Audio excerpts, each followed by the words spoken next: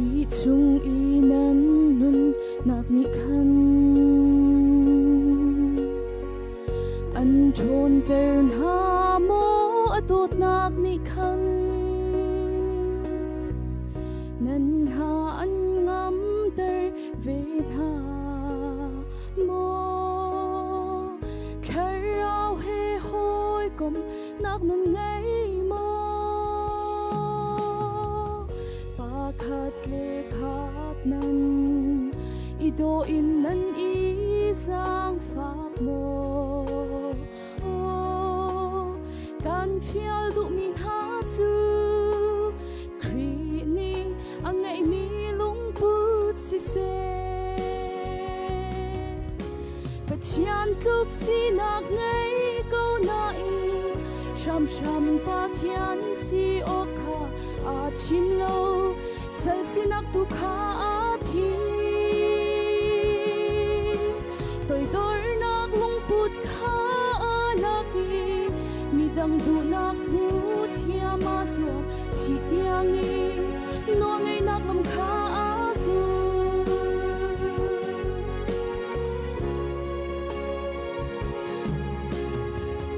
khat le khat em ta nak ha le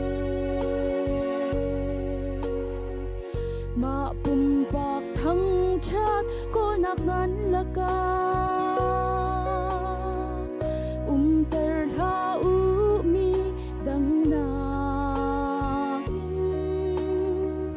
ka cha deu tia va i ruat ha u mi dang du na kha mu chiam i zua u lo a ti kan fial du min ha chu kri ni angai mi lung put si se pachian tuk si nak ngai ko na in sham sham pa thian si o kha a thim lo sal si nak tu kha a thi tôi dor nak lung put kha a laki mi dang du nak hu thia ma zuam chi tiang in no ngai nak lam kha a zu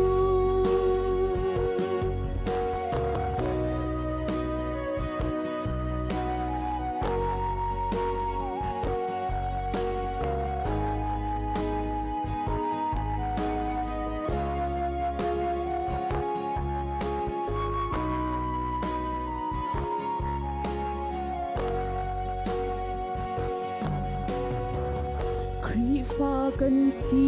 kan hay ti chung dot nak le rem nak len kho chung lo ma pum pak thang chat kol na in tôi dor nak chin lung kan ngai chung le khat dot na giang pha na ka len kho chung lo kan phial du min ha chu kri ni angai mi lung put si se pachian tuk si nak ngai ko na in sham sham in pa thian si o kha a chim lo sal si nak tu kha a thi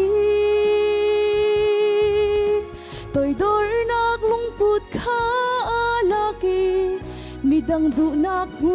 thia ma zuam chi tiang in no ngai nak lam kha a zu tôi dor nak lung put kha a laki mi dang du nak hu thia ma zuam chi tiang in no ngai nak lam kha a zu wo ta ni sum pa nak cha pa se